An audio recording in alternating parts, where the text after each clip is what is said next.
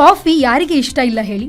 ಆದರೆ ನಮಗೆ ಕಾಫಿಯನ್ನು ಯಾವ ದೇಶದವರು ಹೆಚ್ಚಾಗಿ ಉತ್ಪಾದಿಸ್ತಾರೆ ಅಥವಾ ಕಾಫಿ ಬೆಳೆಯುವಲ್ಲಿ ನಮ್ಮ ಭಾರತ ಯಾವ ಸ್ಥಾನದಲ್ಲಿದೆ, ಸಾವಯವ ಕಾಫಿಯ ನಾಡು ಯಾವುದು, ಇದರೆಲ್ಲದರ ಬಗ್ಗೆ ನಾನೀಗ ನಿಮಗೆ ಹೇಳಕ್ಕೆ ಬಂದಿದ್ದೀನಿ.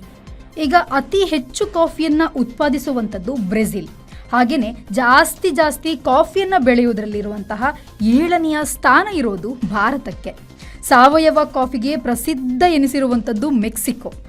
ಈಗ ಈ ಬ್ರೆಜಿಲ್ ದೇಶ ಏನಿದೆ, ಜಾಗತಿಕವಾಗಿ ಕಾಫಿ ಉತ್ಪಾದನೆಯಲ್ಲಿ 3ನೇ 1 ಪಾಲು ಬೆಳೆಯುವ ದೇಶ. ಲಕ್ಷ ಟನ್ ಲೆಕ್ಕದಲ್ಲಿ, ಸಾವಿರ ಅಲ್ಲ, ಲಕ್ಷ ಟನ್ ಲೆಕ್ಕದಲ್ಲಿ ಕಾಫಿ ಬೆಳೆಯುವ ಇನ್ನೊಂದು ದೇಶ ಅಂತ ಅಂದರೆ ಅದು ವಿಯೆಟ್ನಾಂ. ಬೇರೆಲ್ಲ ಸಾವಿರ ಟನ್ಗಳಿಗೆ ಬರುವಂಥದ್ದು.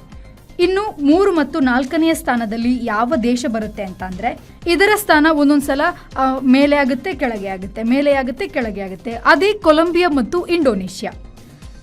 ಟೋಟಲ್ ಆಗಿ 32 ಲಕ್ಷ ಟನ್ ಕಾಫಿಯನ್ನು ಬೆಳೆಯುವಂಥದ್ದು ಬ್ರೆಜಿಲ್.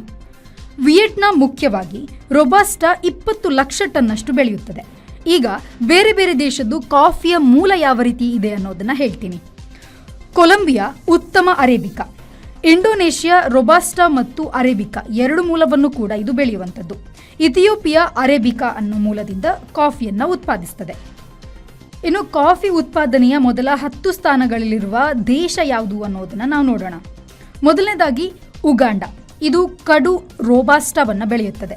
ಭಾರತ ನೆರಳು ಮರಳಡಿಯ ಬೆಳೆ.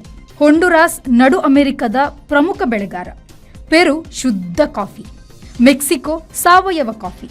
ಇದಿಷ್ಟು 10 ಕಾಫಿ ಉತ್ಪಾದನೆಯ ಮೊದಲ 10 ಸ್ಥಾನದಲ್ಲಿರುವಂತಹ ಒಂದು ದೇಶ.